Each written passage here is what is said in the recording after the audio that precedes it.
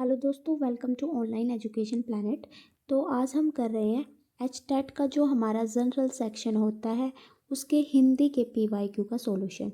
ठीक है, टीजीटी मैंने कंप्लीट करा दिया है हिंदी जो हमारा जनरल सेक्शन होता है, जिसका लिंक आपको डिस्क्रिप्शन बॉक्स में मिल जाएगा। अब हमने स्टार्ट किया है पीआरटी के पेपर्स जो हम 2019 से लेकर 2023 तक कंप्लीट करेंगे। आज का जो पेपर रहेगा वो रहेगा 2019 का पेपर। ठीक है, पीआरटी 2019। अगर आप एचटेट की तैयारी कर रहे हो तो हमारे चैनल के साथ जुड़ सकते हो। हमारे चैनल पर आपको सभी सब्जेक्ट के लास्ट 5 ईयर्स के पीवाईक्यू मिल जाएंगे। तो फर्स्ट क्वेश्चन के साथ स्टार्ट करते हैं। फर्स्ट क्वेश्चन है, अनेकार्थक शब्द के अर्थ समूह की दृष्टि से कौन सा विकल्प संगत नहीं है। हमें यहाँ बताना है। देखो, अनेकार्थक क्या होता है, जिसके एक से अधिक अर्थ होते हैं, वहाँ पर कौन सा विकल्प सही नहीं है। यानी एक शब्द दिया गया है और उसके अनेकों अर्थ दिए गए हैं, जौन सा भी गलत है हमें वो बताना है। सबसे पहला है रित। रित क्या होता है, कोई भी सत्य है, कोई भी कानून है।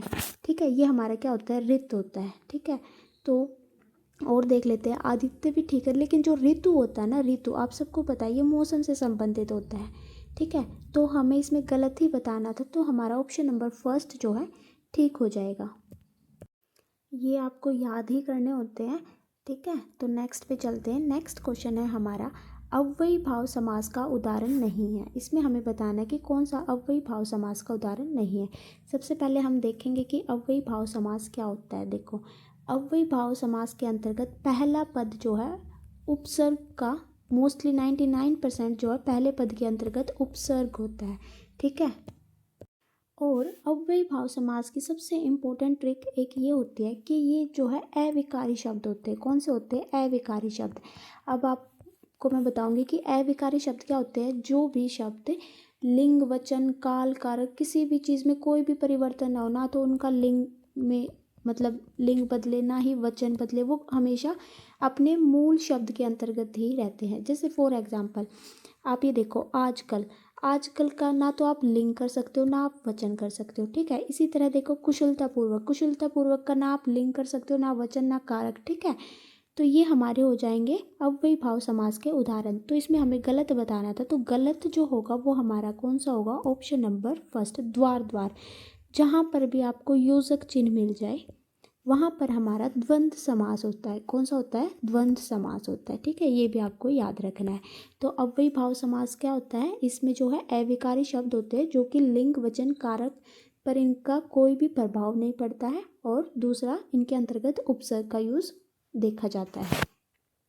नेक्स्ट है, निम्न में से अतिथि शब्द का विलोम चुनना है। देखो, अतिथि शब्द का विलोम शब्द क्या होगा, ये होगा हमारा ऑप्शन नंबर 3। आतिथ्य जो है अतिथि शब्द का विलोम शब्द है।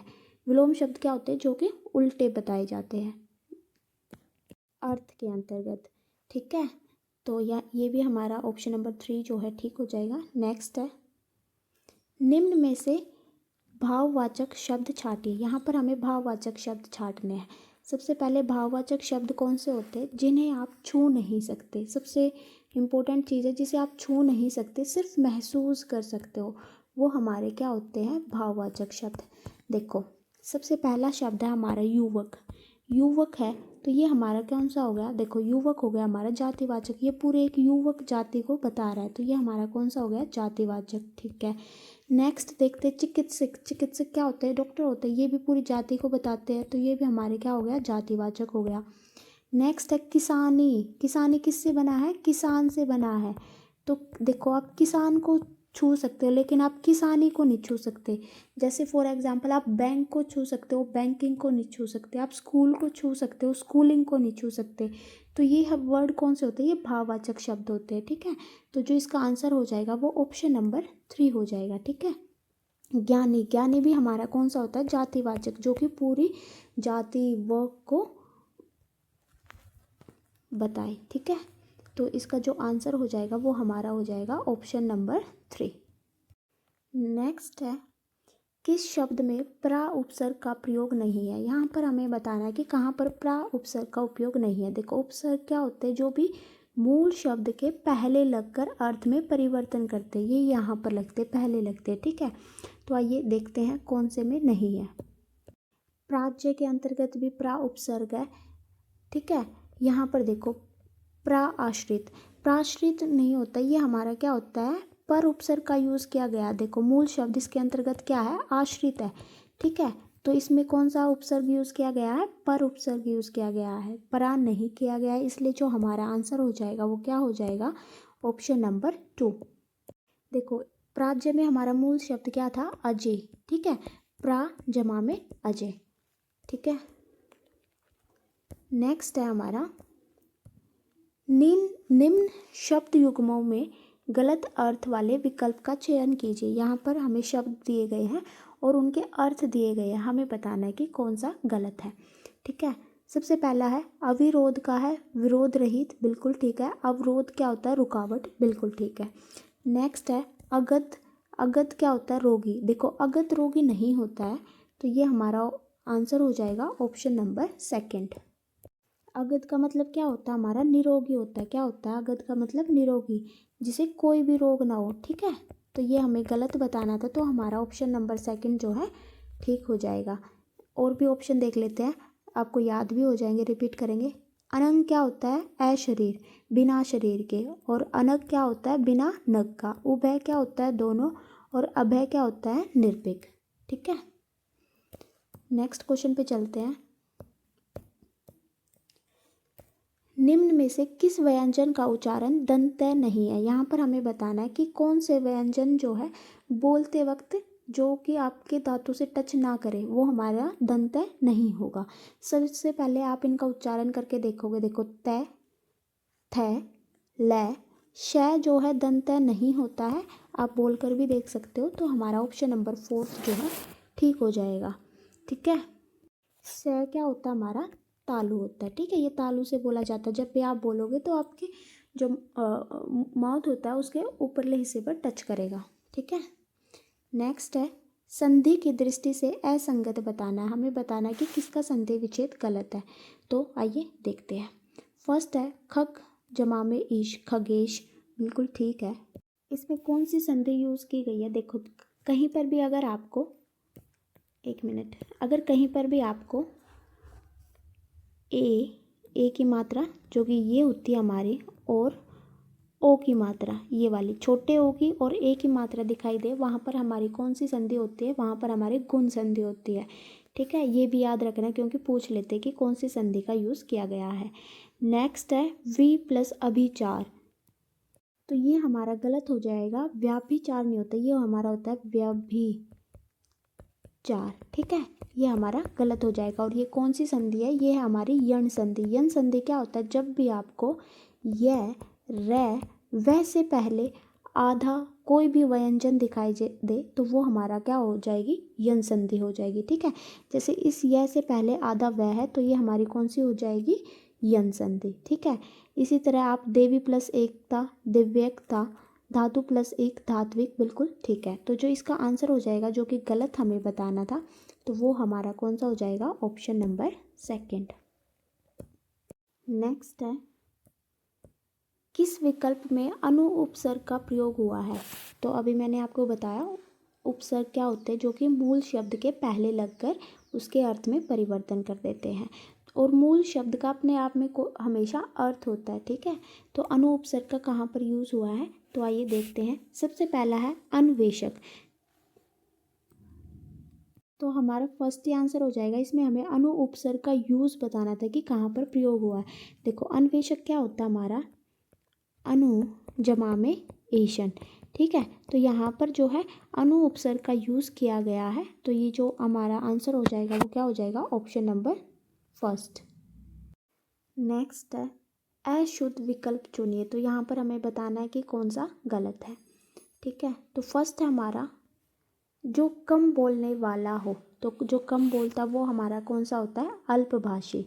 जो प्रमाण से सिद्ध न हो, जो प्रमाण से सिद्ध न हो वो प्रामाण्य नहीं होता है, ये गलत है हमारा। ये हमारा होता है अप्रेम में, क्या होता है, अप्रेम में, याद रखना आपको, ठीक है। जो किसी पर अभियोग लगाए, अभियोगी। वर्षा का बिल्कुल न होना, अनावृष्टि। तो जो इसका आंसर हो जाएगा वो क्या हो जाएगा, ऑप्शन नंबर 2। नेक्स्ट है निम्न में से किस भाववाचक संज्ञा शब्द के निर्मित व्यक्तिवाचक संज्ञा से हुई है। देखो ये टीजीटी में भी बहुत ज़्यादा रिपीट हो चुका है, 2 या 3 बार पूछा जा चुका और अब ये पीआरटी में भी रिपीट है। तो व्यक्तिवाचक संज्ञा से जो भाववाचक संज्ञा बनी है हमें वो बतानी है। देखो व्यक्तिवाचक क्या होती है, जहाँ पर हम किसी विशेष व्यक्ति की बात करते हैं, विशेष व्यक्ति यानी किसी विशेष वस्तु का नाम, मतलब वो विशेष होना चाहिए। जैसे फॉर एग्जांपल जातिवाचक होती है हमारी, कंफ्यूज होते हैं कुछ बच्चे जातिवाचक और व्यक्तिवाचक के अंतर्गत। जातिवाचक किसी समूह के अंतर्गत आता है, यानी किसी समूह का नाम होता है, बहुत सारे लोगों का नाम होता है, लेकिन व्यक्तिवाचक किसी एक का नाम होता है। फॉर एग्जाम्पल अगर आपसे पूछे नदी, नदी जातिवाचक है या व्यक्तिवाचक। देखो नदी तो बहुत सारी होती है, तो नदी हमारी हो जाएगी जातिवाचक, और अगर एक नदी का नाम लेकर पूछे गंगा, तो वो हमारा क्या हो जाएगा, व्यक्तिवाचक। तो ऐसे ही हमें बताना है कि किस व्यक्तिवाचक संज्ञा से हुई है। देखो मातृ तो किससे बना है, माता से बना है, तो ये किसी विशेष की बात नहीं हुई, तो ये जातिवाचक संज्ञा से बना है।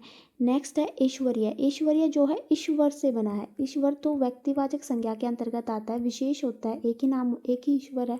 तो हमारा ऑप्शन नंबर 3 जो है इसका आंसर हो जाएगा, जो कि व्यक्तिवाचक संज्ञा से भाववाचक संज्ञा हमारी बनी है। और हर बार यही पूछा जाता है कि ईश्वरीय शब्द मतलब व्यक्तिवाचक से बना है या और भाववाचक के अंतर्गत बना, व्यक्तिवाचक से भाववाचक की तरफ। ठीक है, नेक्स्ट है असंगत विकल्प चुनने। इसमें हमें बताना है कि कौन सा गलत है।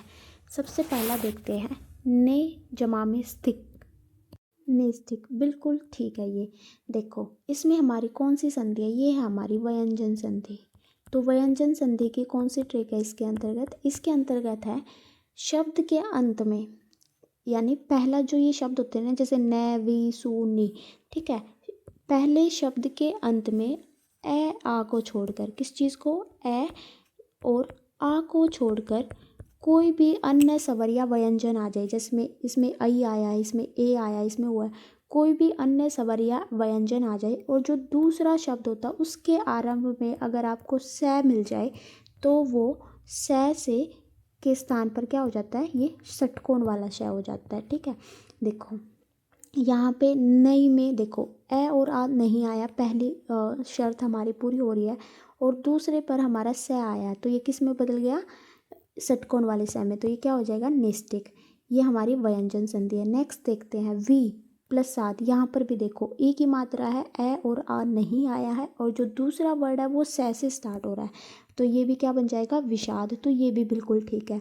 नेक्स्ट है इसमें भी ऊ आया है, ए और आ नहीं आया है, और सेकंड वाले में हमारी से स्टार्ट हो रही है, सुष्मिता, ये षटकोण वाले श में चला जाएगा, बिल्कुल ठीक है। नेक्स्ट देखो ये नी आया है और सन आया है, तो ये क्या बना है, निष्नन। तो यहाँ पर जो है विसर्ग का यूज़ हुआ है, तो जो हमारा आंसर हो जाएगा वो इसका क्या हो जाएगा, ऑप्शन नंबर 4। नेक्स्ट है निम्न में से कौन सा शब्द लय प्रत्यय से युक्त नहीं है। देखो यहाँ पे हमें बताना है कि कौन सा लय प्रत्यय से युक्त नहीं है।